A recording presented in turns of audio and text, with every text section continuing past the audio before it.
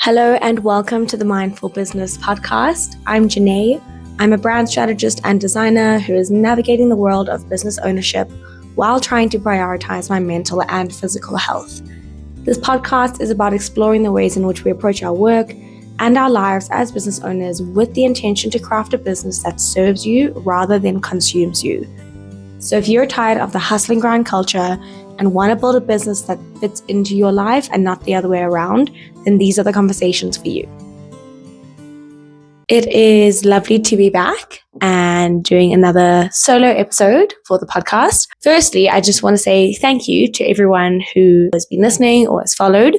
Welcome to the community. I hope that we can create mindful businesses together. Secondly, thank you for being patient while I try and figure out how all of this works. As I mentioned, it's not going to be perfect. My intention isn't for it to be perfect. I have never done a podcast before. I have never interviewed people in this setting before. So thank you for being patient. I hope that this can be a learning experience for me and hopefully maybe teach you guys some things in the process. Thinking about how I want to show up on this podcast, I initially wanted to have the whole impression of she's all set up, this is like a legit thing, and we've got like filming stuff and good sound. Thank you for being patient with the sound, by the way. I'm still exploring that. So yeah, it's just working out some of the kinks. And I wanted initially, as I think we all do, to show up professionally and officially and like I've got this all figured out, when in reality, I don't. And there's a lot that I'm still learning. And I kind of want that to show through the journey too. Not just to show that one day, in years to come, how far we get, but also just because it's not realistic to start something like this, having never done it before and get it 100% perfect from the start. So our lighting might glitch sometimes and the sound might be a little bit off, but I hope that doesn't distract from the very important conversations that we are having and the key messages that we're trying to put out there. So we'll explore how this works. I'm also exploring the social media side of things, how I'm going to share a little bit more casually on stories and things like that. So keep an eye out on our stories because I'll be posting a little bit more kind of conversational stuff there. So hopefully we can engage a little bit more. But yeah, anyway, today we are speaking about where I've been and what I learned on my holiday and my trip to Bali and some life lessons that I'm hoping to kind of bring back. And also that I made a massive mistake and I am dealing with some of the consequences of that. And we'll get into that a little bit later. So I have been on a holiday. I'm feeling very tanned. I don't know if you can see this. A lot of people say they can't tell, but for me, this is tanned. Okay. And I went on a 3-week holiday to Bali, which was incredible. I was with a friend for a week, and then I met up with my mom who lives in Australia. She visited me or joined me in Bali for 2 weeks. So it was a very, very, very special trip. Lovely bonding time with my friend and really special time just spending time with my mom and exploring. We saw a lot. We went to a lot of different places. In Bali, we did the coast. We went to Uluwatu, and then we went to Nusa Penida, and I swam with mantas, which was terrifying. I know they're not dangerous, but it's a lot. It's an overwhelming experience, but just beautiful. And then we went to Ubud and over to the east with my mom. So it was incredible. It was amazing. And I really needed it. I didn't realize how much I needed, one, a break, and also just getting out of Joburg, but two, a little bit of creative inspiration. I've come back feeling so motivated and inspired to try a few new things and different styles and kind of step away from the minimalism approach that a lot of design has. Already personally in my design style, like interiors and at my home and everything, I'm not very minimalistic. If you can't tell, I like color and kind of visual interest. But yeah, the Balinese style, everything is so intricate and detailed and considered, and I just found it beautiful and also just so soulful, and I'd like to bring a little bit of that into my design. Sorry, we're veering a little bit here. I'm just telling you about my life. But The point is, I was inspired a lot by Balinese culture. And to bring it back more to a topical point for the Mindful Business podcast is Bali was so busy. There's so much traffic and so many people and this buzz. I wouldn't call it hustle because it's not a hustle, it's a buzz. It's just people running around and doing things.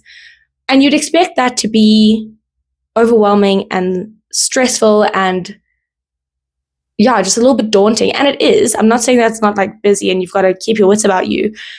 But in our context, mostly in the Western world or whatever, city life, the hustle and bustle comes with this anger and this frustration and this tense energy. In Bali, everyone is just chill. There's just this, okay, not everyone, obviously. There's still tension in places, but everyone seems to be on this kind of wavelength where they just flow together. The traffic is chaos, but there's this flow that everyone just seems to be mentally linked into.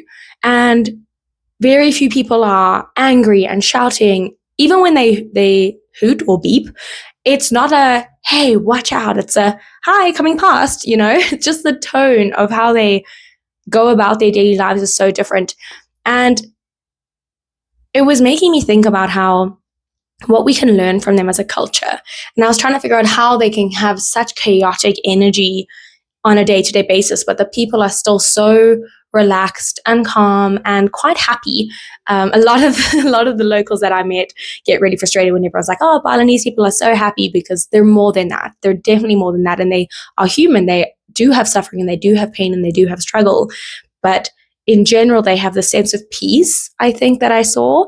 And I was trying to think what we can learn from them. And something that is a big part, it's a part of their daily life, is they do these morning, or kind of throughout the day, really, if they want to, offerings. Every day they do this intentional offering where they, put offering down on the ground in front of their home or on the street or by their bikes. And it's just an offering to the gods, good and evil, for balance, essentially. They're so big on balance. And it was so cool to be around a culture that values balance so much, and it's intrinsically woven into their life and their lifestyle. So they take time in the morning, every morning, if not throughout the day, to take a minute and say thank you or please, or an offering, just a moment of intentional prayer, really, to set the day and work on that balance. And I think taking the time out to mindfully do that act makes a big difference to how they go through the rest of the day. But it's not just the offerings. They are intentional in everything they do. Like I said, all of their art is detailed and meticulous, and it takes time, but they're not in a rush. I walked past, we were at this temple, and they were doing this sculpture wall. My mom called it something, and I can't remember what it was called, but it was this beautiful sculpture wall, and there was two guys. They had snacks and cokes, and they were just calmly, slowly going through this mural of sorts, a sculptural mural, just getting it done, but not in a rush, not kind of grumpy about it, just happy in the act of doing it and in the act of creating. And it was amazing to watch. We stood there watching for like 5 or so minutes. And it was just such a pleasure to watch. And they do that in their art. They do that in their painting. They do that in their sculpture. They do it in their cooking. We did a cooking class as well. And even with that, there's a lot of things that you could fast track in the process of mixing and making, but they take their time intentionally to go through each step of the process. So there's this mindfulness that's just interwoven in their culture.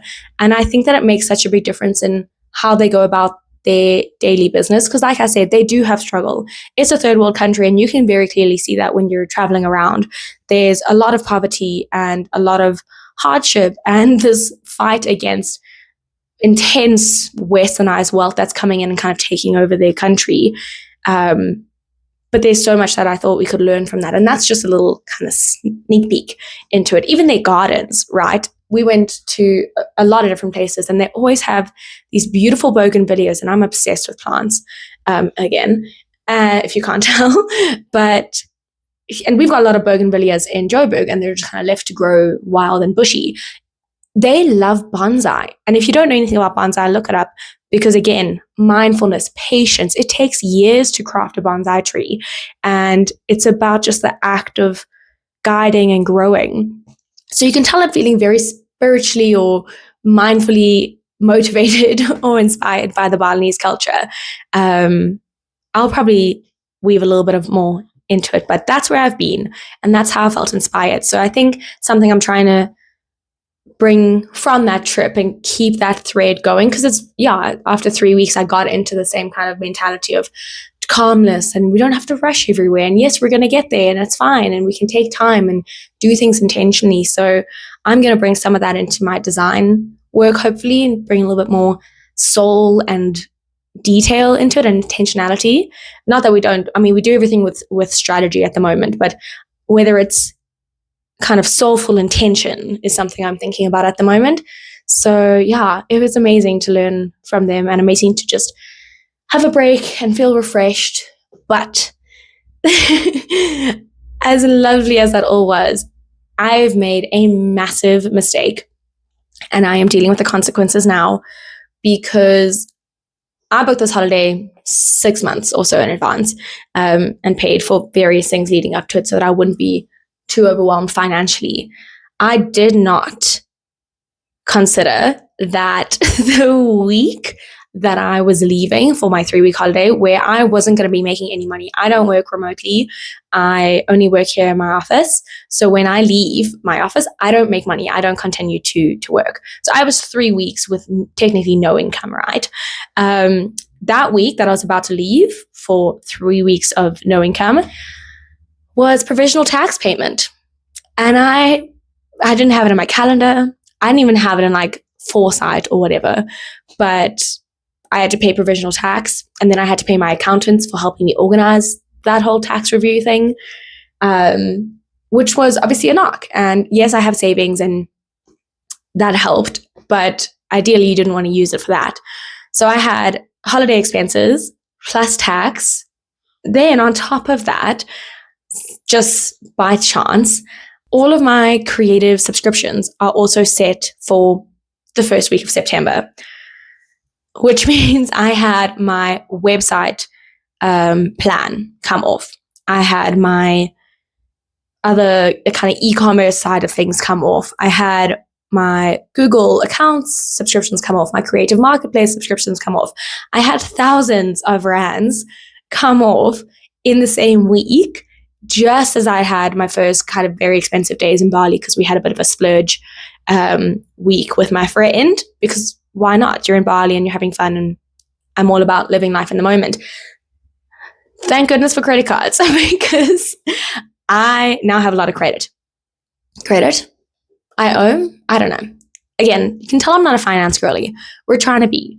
But yeah, I didn't plan that through. I thought that I was being really strategic in planning my holiday in advance. And thank goodness I did, to a degree. But I need to restructure a lot of my payment plan stuff around things like tax and provisional tax, because that is something I'm starting to learn more about as a business owner. So on that note, I am going to speak to my accountant, and I have a friend who is a financial advisor, and we're going to get some finance girlies in here to help us plan better and be more smart about payments and payment planning and tax planning and all these things, because like I said, I'm not a finance person. I'm not financially super with it. I'm not ridiculous. Like, I'm not irresponsible, but it's not the first thing that comes to mind is the numbers. So I need some help. And I figured if I need help with it, it's very likely that some of you will too. So that's what I'm going to bring in, or who I'm going to bring in, is some finance people to help us work through some things, because goodness knows I've made some mistakes now, and we are going to have to deal with the consequences. Luckily, we've got work coming in, and we will be fine. And I don't regret the holiday at all. So yeah.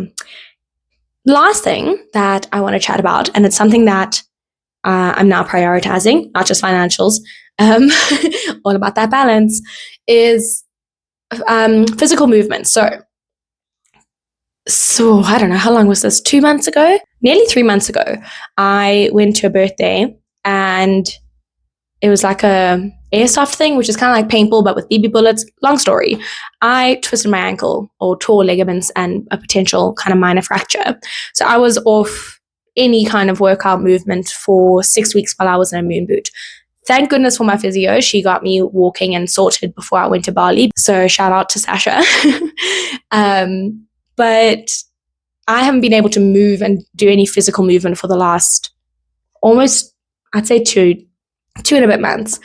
And that is a very big part of balance and mental health, especially for me. So, I mean, again, I'm not a big exercise girly. Don't get me wrong. I'm not a gym bunny. I don't run, but movement is still important to me, but intentional movement. So it's something that I've been trying to prioritize, kind of getting back into daily movement, whether it's yoga or a little bit of weights at home. I don't have a gym subscription, so we just deal with what we have here. But sometimes it's not even that structured. Something that I've loved doing lately is to try and get myself just back into it is I'll put my headphones on and I'll put my favorite kind of playlist. My go-to for a workout is pop punk because I'm a dork, apparently. Okay, I'm not a dork. I don't know. Some people think it's dorky. But I'll put on the playlist that just gets me excited, gets my heart rate going. And maybe I'll do a workout, like a proper workout with squats and lunges and weights and stuff. But more often than not at the moment, it's just me having a little dance party.